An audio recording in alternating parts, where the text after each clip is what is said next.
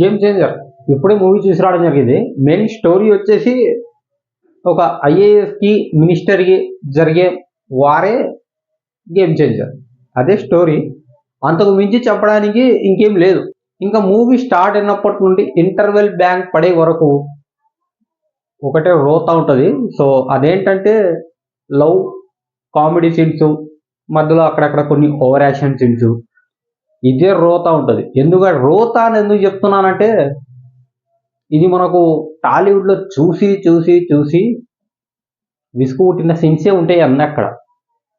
అక్కడ నుండి ఒక సీను, ఇక్కడ నుండి ఒక సీను, ఇక్కడ నుంచి ఒక సీను, ఇవన్నీ గెలిపితేనే ఆ లవ్ స్టోరీ, ఆ కామెడీ సీన్స్ ఇదే ఉంటుంది. ఎంటర్టైన్మెంట్ ఉండదా అంటే ఉంటుంది.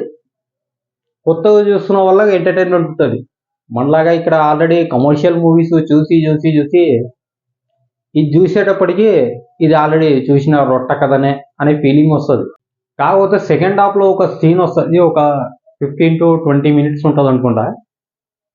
మామూలు ఉండదు సీను. ఆ ఒక్క సీన్కి మాత్రం విజిల్స్, క్లాప్స్ ఖచ్చితంగా పడతాయి. అలాంటి ఒక సీన్ వస్తుంది. ఆ సీన్ ఒక్కటే నాకు మూవీ మొత్తంలో గూస్ బంప్స్ అనిపించింది.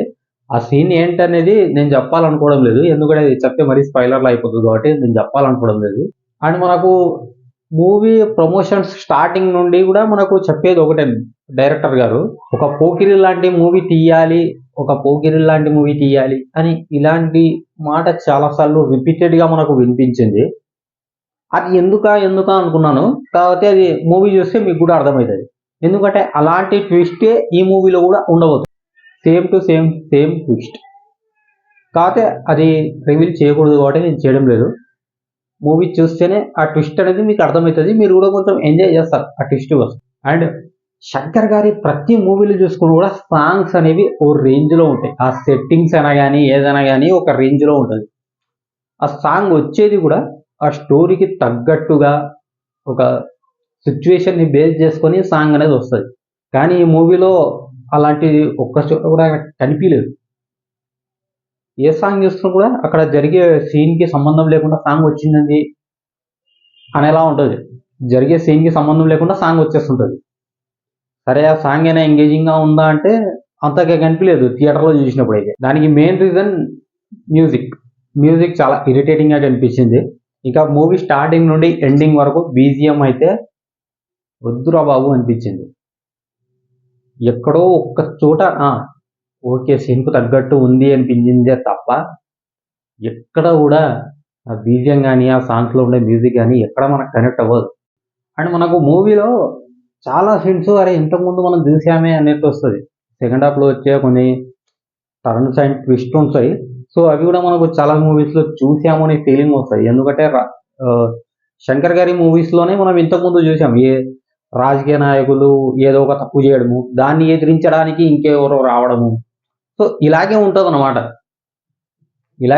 ఇలాగే ఆల్రెడీ చాలా మూవీస్ వచ్చాయి. శంకర్ గారి మూవీసే ఉన్నాయి ఇలాంటివి. వేరే మూవీస్ కాకుండా ఓన్గా శంకర్ గారు డైరెక్ట్ చేసిన మూవీసే ఉన్నాయి. మళ్ళీ శంకర్ గారు అలాంటి సీన్సే ఎందుకు తీశారో శంకర్ గారికి తెలియాలి. సరే తీశారు, మళ్ళీ అది అలాంటి సీన్సే ఇంకా ఏదైనా కొంచెం ఇంప్రూవ్ చేసి కొత్తదనంతో ఎంటర్టైన్గా అలా ఏమైనా ట్రై చేశారంటే లేదు. సేమ్ యాస్టిస్ సేమ్ స్క్రీన్ ప్లే అనిపిస్తుంటుంది, సేమ్ డైలాగ్స్ అనిపిస్తుంటాయి. సో మొత్తం ఒకటే ఉంటుంది. ఇంకా పెద్ద మైనస్ పాయింట్ అయితే మ్యూజిక్ అని చెప్పొచ్చు. నాకు తెలిసినంత వరకు అయిపోయింది. ఇంకా మ్యూజిక్ డైరెక్టర్ షెడ్యూల్కి వెళ్ళిపోవాల్సిందే తమన్ గారు. నాకైతే ఈ మధ్య తమన్ గారి మ్యూజిక్స్ అయితే అంతగా ఎక్కడం లేదు. అండ్ మెయిన్గా నేను ఇంకా ఎక్స్పెక్టేషన్ పెట్టుకుంది అయితే ఎస్జే సూర్య గారి క్యారెక్టరు అనుకున్నంతైతే పేర్లేదండి. సోగా అయితే కనిపించింది క్యారెక్టరైజేషన్. ఎందుకంటే సూర్య గారు ఎంత ఎఫెక్ట్ పెట్టి తన పర్ఫార్మెన్స్ చూపించాలి అనుకున్నా కూడా క్యారెక్టర్కి తగ్గ రైటింగ్ అనేది లేదు అక్కడ. ఆ రైటింగ్ అనేది లేనప్పుడు ఆ క్యారెక్టర్ కూడా ఏం చేయలేదు. ఎంత మంచి పర్ఫార్మర్ ఉన్నా కూడా ఆ రైటింగ్ అనేది ఆ క్యారెక్టర్ మీద సరిగ్గా లేనప్పుడు క్యారెక్టర్ ఏం చేయలేదు. ఇంకా రామ్ చరణ్ గారి పర్ఫార్మెన్స్ అయితే చెప్పక్కర్లేదు. ఈ మూవీలో ఏదైనా బిగ్ పాజిటివ్ ఏదైనా ఉందా అంటే కేవలం రామ్ చరణ్ గారే. ఒకవేళ ఈ మూవీకి రామ్ చరణ్ గారు కాకుండా ఏ హీరో ఉన్నా కూడా ఈ మూవీని ఎవడు దేకను కూడా దేకడు. అలాంటి పర్ఫార్మెన్స్ ఉంటుంది రామ్ చరణ్ గారిది. అది మాత్రం కుమ్మేసి వదిలిపెట్టారు రామ్ చరణ్ గారు. అండ్ ఇందులో నాకు బిగ్ డౌట్ ఏంటంటే మనకు టీజర్లో కానీ ట్రైలర్లో కానీ ఆ ప్రమోషన్స్లో కానీ ఉన్న కొన్ని సీన్స్ మనకి ఏవైతే చూపించారో అవి ఇందులో లేవు. అంత ఖర్చు పెట్టి అంత భారీగా తీసి అలాంటి సీన్స్ ఎందుకు కట్ చేశారో మరి మూవీ టీంకే తెలియదు. ఆ సీన్స్ ఏమి చాలా సీన్స్ మనకు కనిపించవు. అరే ఈ సీన్ ఉండాలి కదా మనకు మూవీలో కనిపించలేదు అని మూవీ నుండి బయటికి వచ్చేటప్పుడు ఖచ్చితంగా మాట్లాడతాం. అండ్ ఇందులో ఇంకా బాగా నచ్చింది, కొంచెం బెటర్ పర్ఫార్మెన్స్ ఏదైనా అనిపించింది అంటే నాకు శ్రీకాంత్ గారు. సో కొంచెం ఆ మేక్ ఓవర్ అనేది నాకు చాలా బాగా నచ్చింది. శ్రీకాంత్ గారి మేక్ ఓవరు, ఆ పర్ఫార్మెన్స్ టూ గుడ్ అనిపించింది. ఇంకా డైరెక్టర్ శంకర్ గారికి అయితే ఏదో జరిగింది మామ. ఆ, ఆయన నుంచి వచ్చే సినిమాలు ఇలా ఉండవు. ఏదో జరిగింది, అది కొంచెం కరెక్ట్ చేసుకుంటే బాగుంటుంది. లేకపోతే మన టాలీవుడ్లోనే చాలామంది స్టార్ డైరెక్టర్స్ హిట్స్ కోసం ఇప్పటికీ పరితపిస్తూనే ఉన్నారు. అలాంటి డైరెక్టర్స్ చాలామంది ఉన్నారు మన దానిలో. శంకర్ గారు కూడా ఆ కోవలోకి వెళ్తారేమో అని డౌట్ అవుతుంది. ఎందుకంటే మొన్న ఇండియన్ 2, ఇప్పుడు గేమ్ చేంజర్. గేమ్ చేంజర్ ఏమైనా వస్తే కలెక్షన్స్ భారీగా రావచ్చు, ఎందుకంటే రామ్ చరణ్ గారు ఉన్నారు కాబట్టి. అంతే తప్పించి పెద్ద చెప్పుకునే స్టోరీ అయితే కాదు, స్క్రీన్ ప్లే అస్సలే కాదు. పోనీ ఆ సాంగ్స్ బీజిఎంతో ఏమైనా లాగుతారా అంటే అది లేదు. ఏదైనా ఉందా అంటే కేవలం రామ్ చరణ్ గారు మాత్రమే. రామ్ చరణ్ గారి కోసం, ఆయన ఇచ్చే పర్ఫార్మెన్స్ కోసం చూడాలనుకుంటే ఒకసారి అయితే మూవీ చూడొచ్చు మామ.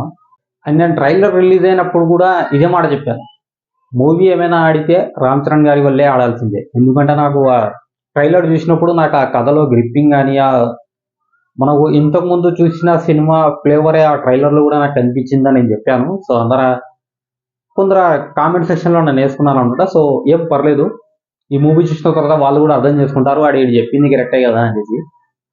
వాళ్ళు రియల్గా ఫీల్ అయితే, లేదు మాకు స్క్రీన్ మీద రామ్ చరణ్ కనిపిస్తే చాలు అనుకుంటే చాలు. ఎందుకంటే ఫ్యాన్స్ ప్రతి ఒక్కరు కోరుకునేది ఒకటే, మాకు మా హీరో స్క్రీన్ మీద కనిపిస్తే చాలు రా పోయి, ఏదైతే మాకేంది అనేది చాలామంది ఉంటారు.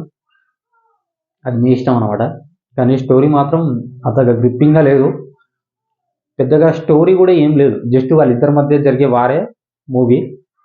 మధ్యలో కొంచెం స్టార్టింగ్లో లవ్ సీన్స్, కామెడీ సీన్స్ ఇవే ఉంటాయి.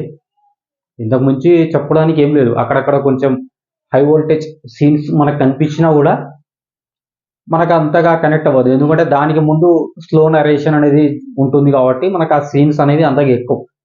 మనకి ఎక్కేది ఏదైనా ఉందా అంటే కేవలం రామ్ చరణ్ గారి పర్ఫార్మెన్స్, అదొక్కటే వేయాలి. రామ్ చరణ్ గారి కోసం మూవీ ఒకసారి అయితే చూడొచ్చు, డౌటే లేదు.